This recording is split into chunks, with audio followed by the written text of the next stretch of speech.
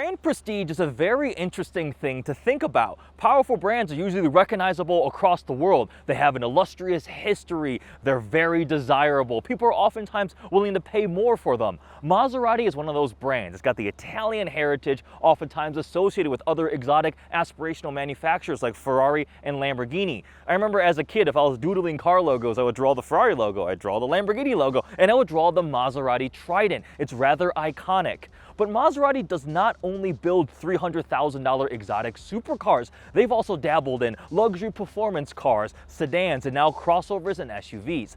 Today we are driving this car, the Maserati Grecale Trofeo. The Grecale is the new entry-level crossover, and because this one is the Trofeo version, that means it's the fun one.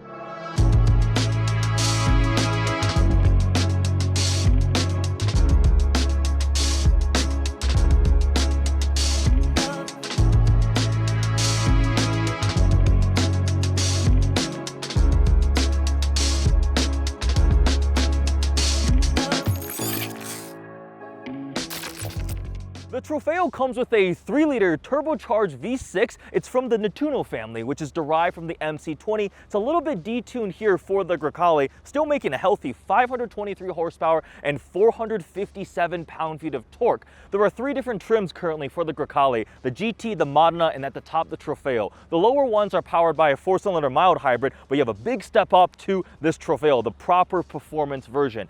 8-speed automatic transmission, all-wheel drive. Maserati claims 0 to 60 in 3.6 seconds, up to a top speed of 177 miles an hour. Maserati has typically been associated with gorgeous styling. It's one of their strengths, but I admit some of the recent models I haven't loved, the Ghibli, Quattroporte, and Levante.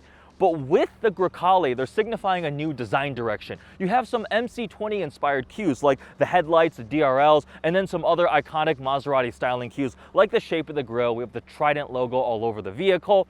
This is technically platform mates with the Alfa Romeo Stelvio, but I think they did a good job differentiating it visually from the Alfa Romeo sibling. It's a compact crossover, so it's in a segment against things like the BMW X3, the Porsche Macan, F-Pace, and like I mentioned, the Stelvio. And as the Trofeo model, there are some special touches. We have a carbon fiber front splitter, carbon side skirts, carbon fiber rear diffuser. It's riding on 21-inch wheels. This one here is finished in a blue Intenso paint, which is a really nice metallic blue. Got some nice yellow accents on it too. Overall, I think it's a quite good looking crossover. With that, let's hop inside, take it for a drive. We're going to talk about the interior, what it's like to drive, and lastly, the value.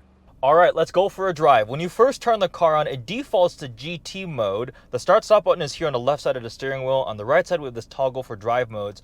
I'm going to go ahead and go into sport. Here, the exhaust valves open up.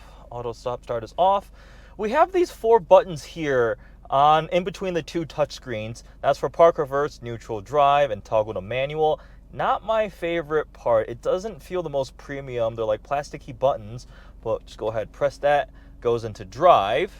Dampers are in sport. You can press this button to change the damper setting. And with that, we can head off.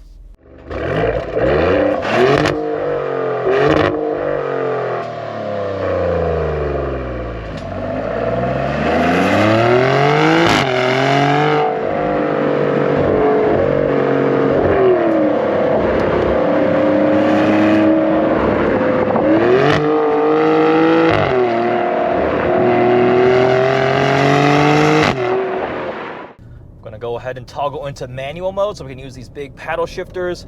We have these 2 big aluminum fixed paddle shifters.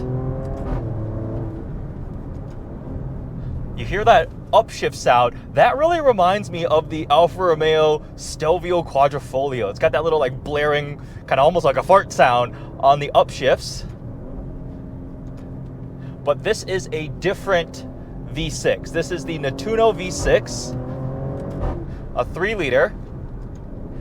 And again, derived from the MC20. It's actually got some pretty cool technology, like F1 derived. It's got a pre-ignition chamber that is supposed to not only help efficiency, raises the compression ratio, but also responsiveness. But there are, again, slight changes between this and the MC20 supercar, which we'll be driving soon. I haven't gotten a chance to try that out yet, but I'm looking forward to that. In terms of the interior, let's talk about the interior first. Big step up. Honestly, some of those previous Maseratis I mentioned where I didn't love the styling, the interior was a little bit of a letdown. On the surface, it had, like, it checked the boxes like leather and stitching and stuff like that, but it just did not feel like it fit the prestige and price point. First thing I noticed when I got into this was like, well, okay, they did step it up. Leather on pretty much all the surfaces. If it's not leather, it's like carbon fiber or touchscreens. Leather with nice yellow stitching on this one. The stitching goes across all over, from the seats to like the center console area, across the dashboard. This one has the yellow Trident logo embroidered on the headrest too. The seats themselves are a nice mix of sporty and comfort. They are rather more aggressively bolstered than some other vehicles in the segment, but even on some freeway trips, which I spent a lot of time because Los Angeles traffic, on the freeway in some traffic, pretty comfortable too, and they hold you in on this curvy mountain road. I am quite snugly in here. And again, overall material quality, fit and finish is a step up, and now I feel appropriate to this segment. One of the other cool things is you get this 3D carbon trim here on the center console, on the doors. You can feel, and honestly, you can see the texture. It doesn't have the glossy finish over it, the resin that's all polished up, right? So you can hear and feel that texture when you touch it. This middle little storage thing is kind of cool. It kind of opens out and like it splits open. We have a wireless phone charger, pretty nice center console, really deep cup holders. Like, it's got a lot of nice features inside this vehicle. And now we get to the screens and technology. So you'll immediately notice there's a lot of screens in this vehicle. We have a 12.3-inch digital cluster, which is pretty easy to use in sport mode. It's got this kind of bluish gray theme to it. If I toggle into Corsa, it gets even more aggressive. It takes away the non-necessary info and is showing brake, power bias, temperatures, things like that. We have a auto park braking, well, yes, I'm in Corsa mode. All right, I'm gonna go back to sport. The center screen here is a 12.3-inch touchscreen cluster, which is a reskin Uconnect underneath. You can tell if you spent time in a newer Uconnect vehicle, like there's the font similarity, some of the tiles and the layout, it is lightly reskinned. Now, Uconnect is fine, and I'd rather this than some like one-off, like archaic, terrible, impossible to use system. It's not the best anymore, but it works fine. Below that, we have another 8.8-inch touchscreen, which controls climate mainly, but then also a bunch of other stuff. Like your headlight controls are there, your ride height controls are there, your interior ambient lighting controls are there. So there's actually a lot going on in this lower screen here. Also a touchscreen. Yes, you will get fingerprints on touchscreens, but like every modern car is just filled with touchscreens. This dual setup is becoming pretty common. Like my Audi A8 has the same thing. The virtual cluster, the double touchscreens for controlling everything. Really isn't any buttons in the center console except for your park, reverse, neutral, drive. Above that, we have this cool little gauge. It's currently in clock form, so it's like emulating an analog clock, but if we go here, we can change it to a compass, we can change it to your pedal, so brake, power bias, or a G meter. I'm gonna go with G meter. I think that would be fun. Let's see what we can do with that. Moving back to the middle steering wheel area, I mentioned the two big fixed paddle shifters, also reminiscent of the Alfa Romeo Stelvio Quadrifoglio, right? The big fixed metal paddle shifters. They're column mounted so they don't rotate as you rotate the wheel. The wheel is a nice size, actually thinner than I thought it would be, and it actually fits really well here. We've got the two little toggles and then a bunch of little buttons for your cruise control, controlling the menus and things like that. And then front and center, just seeing the Maserati Trident. I don't know, my little inner 12-year-old's like, cool, I'm driving a Maserati. The brand has, I guess, not had the strongest couple of years, but here's to hoping they continue to improve. Let's make some noises.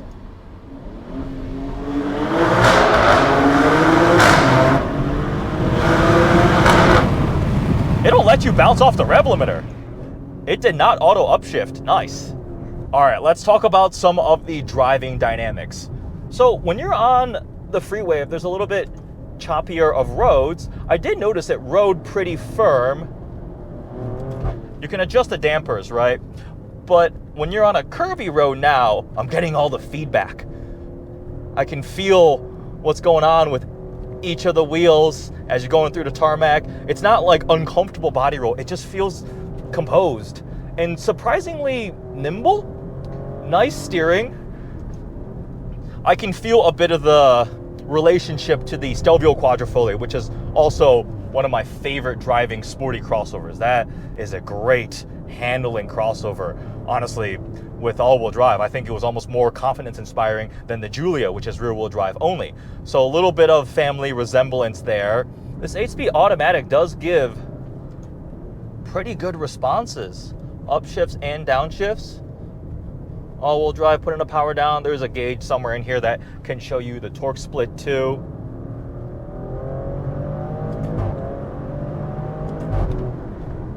Quick. I definitely believe that 0 to 60 in 3.6. Man, some of these compact crossovers are so fast, like this, an X3M Competition, the Stelvio Quadrifoglio. These things are great. And the nice thing is they're a little bit smaller. So you go up to a Cayenne, X5M, stuff in that class, yeah, they can be potent. They usually have bigger engines, even more power, and they're definitely fast, but you feel the weight. At a certain point, physics will take hold. Even something like an Urus, right? Urus is crazy with the active anti-roll bars, and it is an awesome SUV crossover, but you have size and weight. So this does drive a bit smaller. Again, if you're playing that game, you want to go for a car, right? The cars are little wagons and things like that, and a true sports car is still going to be the best. But if you need the practicality and you maybe want the ground clearance of a crossover, you have options like this.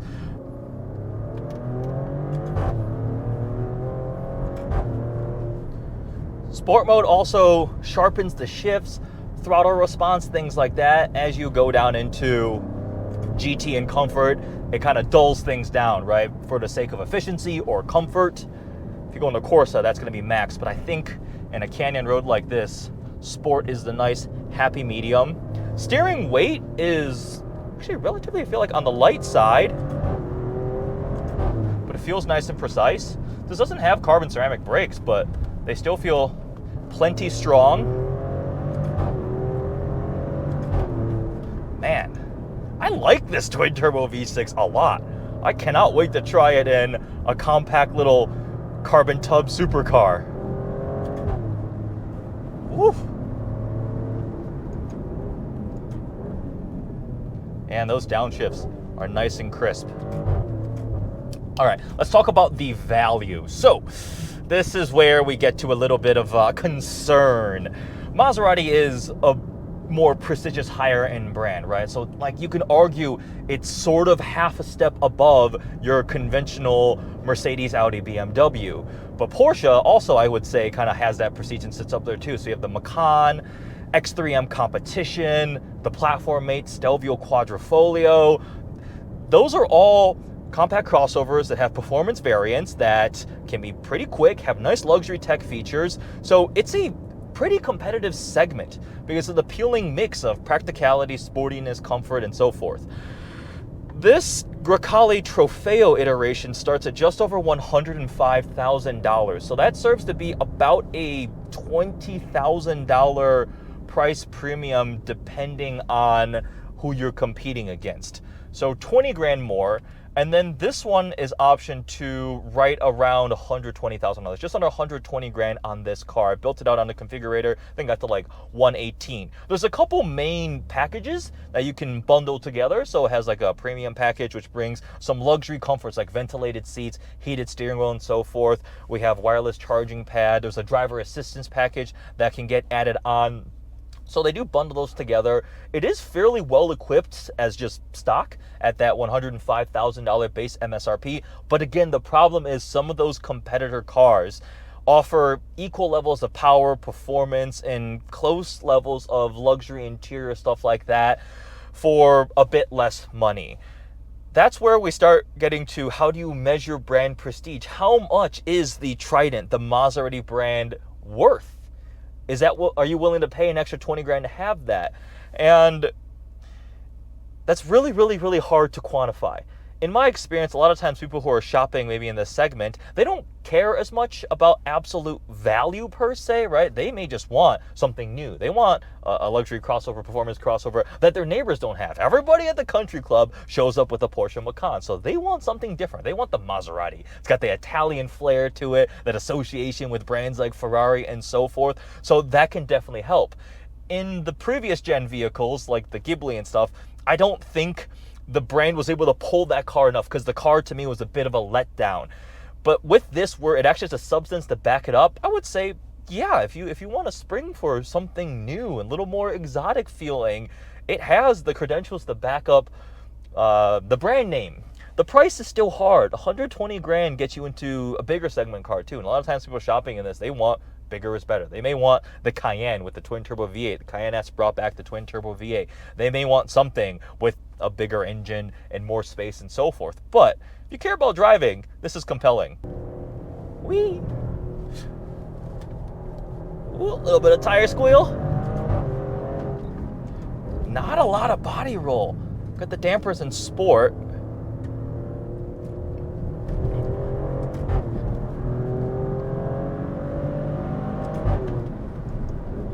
Downshift.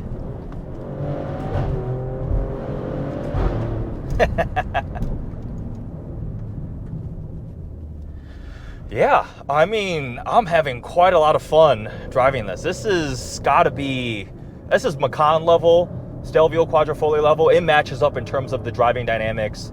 Powertrain is good. Quick. Definitely quick. Woo! Man, Maserati turned it around with this. I didn't like the Levante. I was not a fan of the Levante. I drove it, I was like, this does not feel worth the price point. Honestly, interior, I don't think it hung up there. And like the best part of Levante, I think, was like, oh, it sounds good, because there was a V8 one, I think, right? Drove that, I'm like, all right, the cold start was like, cool. And then I was like, I wouldn't buy this. This, yeah, I like it. So in summary, Maserati did a good job. An Italian entry into this competitive space. Trofeo is the top performance model. The lower ones are definitely more mainstream, right? They got a 4-cylinder, mild hybrid. There will be a full electric version coming. That'll be the first ever full electric Maserati crossover. I don't know when that's supposed to launch, but man, they did quite a good job with this. Inside and out, nice styling cues. Powertrain is definitely nice, and it drives well. If you're looking for something a bit more unique than everybody else in their Macans and so forth, this definitely deserves your consideration. Just be prepared to have to pay a little bit more, 10 to 20 grand more, and also depreciation. We cannot ignore the fact that Maseratis are known to depreciate, so maybe be the second owner, like me when I buy my cars like the A8 and the R8. Second owner, a CPO, good way to do it too. I'm gonna just enjoy more of this curvy mountain road and the Grecale Trofeo. Hope you guys enjoyed this review. Got a couple more Maserati videos upcoming and the more informal behind the scenes living with vlog with this car as I spent this week with it. I've already burned through quite a lot of gas this week, but it's worth it. Thanks for watching.